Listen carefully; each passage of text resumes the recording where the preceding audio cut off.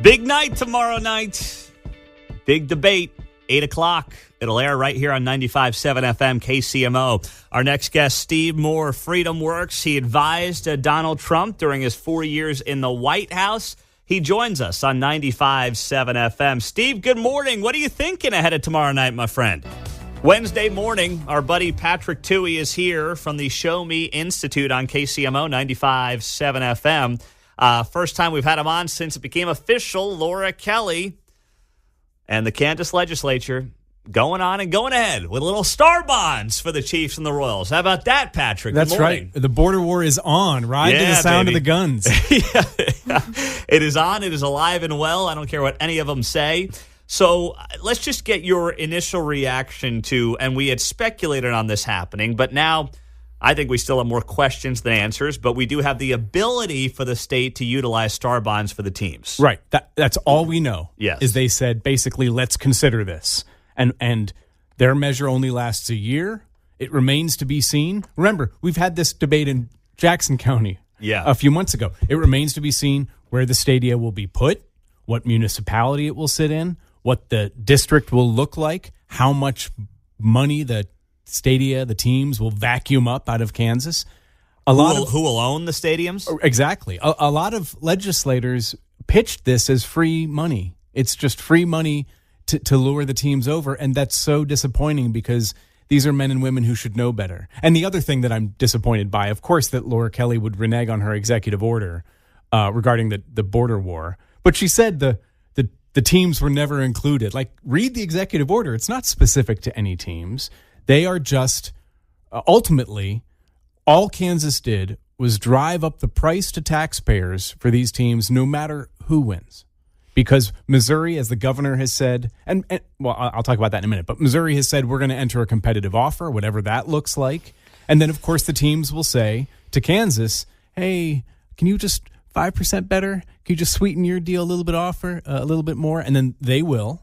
And, of course, they'll say at the time, it's just 5% more. Mm-hmm. And then the teams will come back to Missouri. And so this becomes a race to the bottom. And taxpayers, wherever they go, taxpayers are the losers. My good friend Kevin Keatsman and I went back and forth on this last week. And his approach and his attitude is Kansas saved the teams from leaving the region. Yeah, no. I spoke to him about that. It's completely wrong. First of all, the teams aren't negotiating with any other market. So Kansas offered a solution to a problem that didn't exist.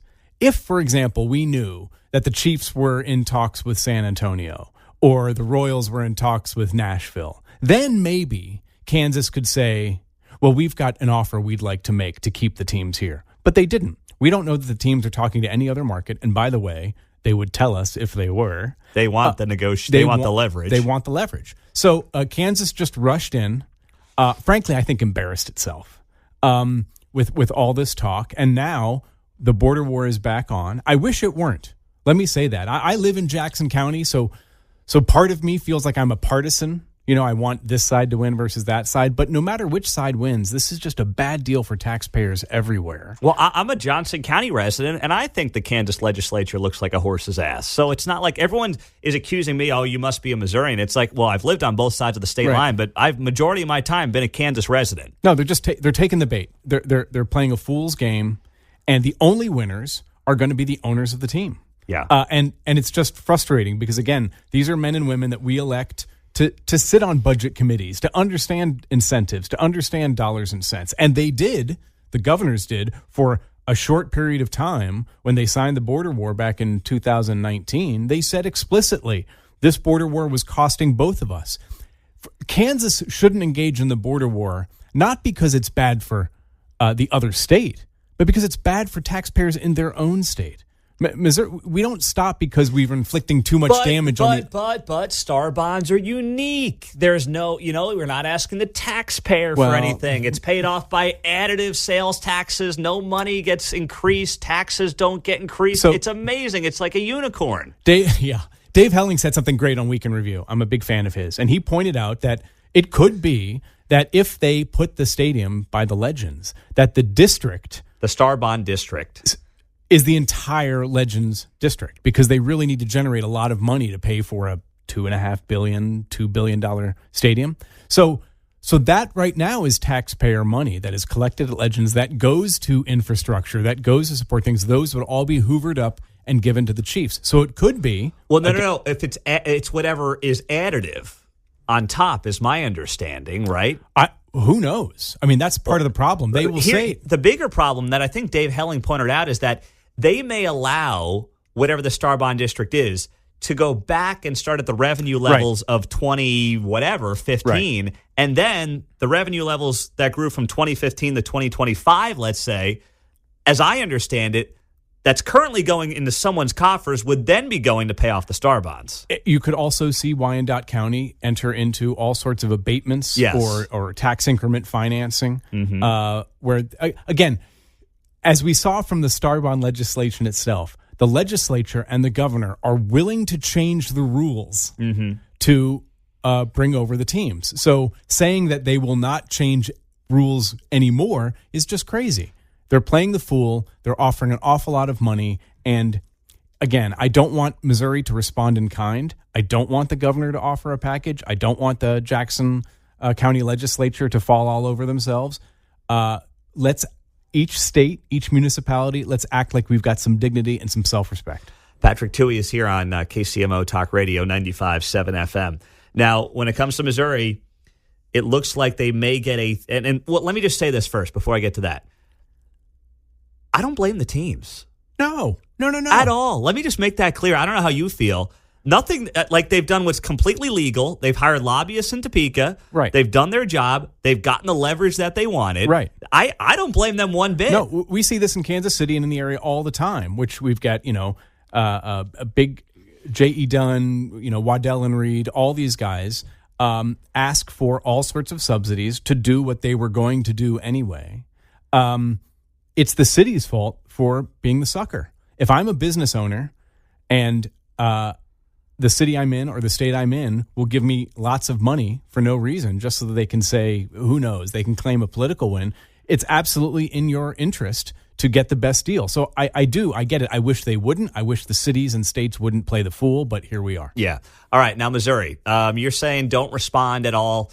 You know that's not going to happen. So what's realistic? If it's a 3/16 sales tax, which would be half of the 3/8 cent just for the Chiefs in November, I think we talked about it a few weeks ago. We both believe that would pass. I think that would pass by the voters, absolutely. And I think the governor, I had been hearing even before April 2 that it was the governor's plan to give the Chiefs some money. That's what they believed.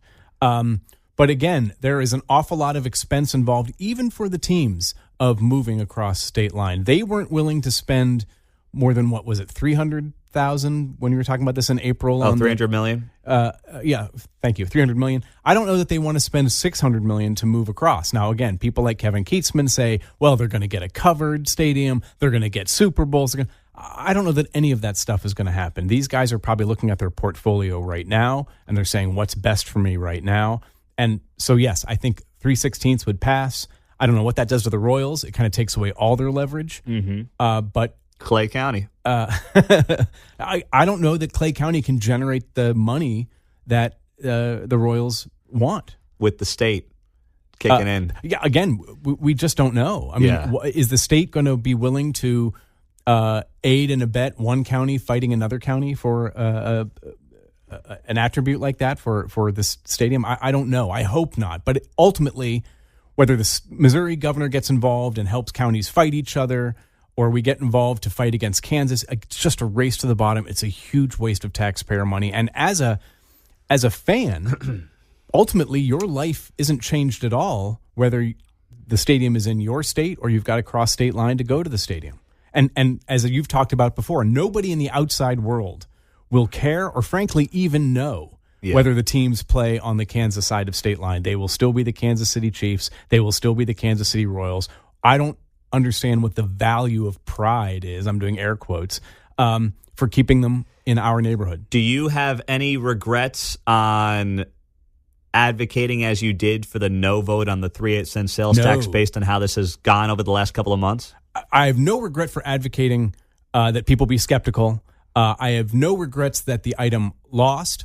I am so accustomed to losing the argument when it comes to elections, especially in Kansas City, that I was kind of surprised. But again, when an issue wins or loses by such a margin, it's not just one person, right? Mm-hmm. It's not just one thing. There was so much about the deal that was so bad, and ultimately, the fault for the loss falls on the Chiefs and the Royals especially for running such a garbage campaign.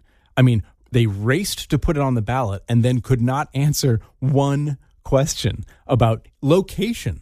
I mean, somebody someday is going to write a book about how bad that campaign was because it was inept at every level. So I'm happy it lost. I'm happy taxpayers kind of understood what was being asked of them. But no, it wasn't because of any one person, and it was odd to be on the winning side of an issue. Well, I'll be taking my older two out to the K today, so I will tell the K that you said hello. And you're pulling for the K, even though it's got no chance of hanging on.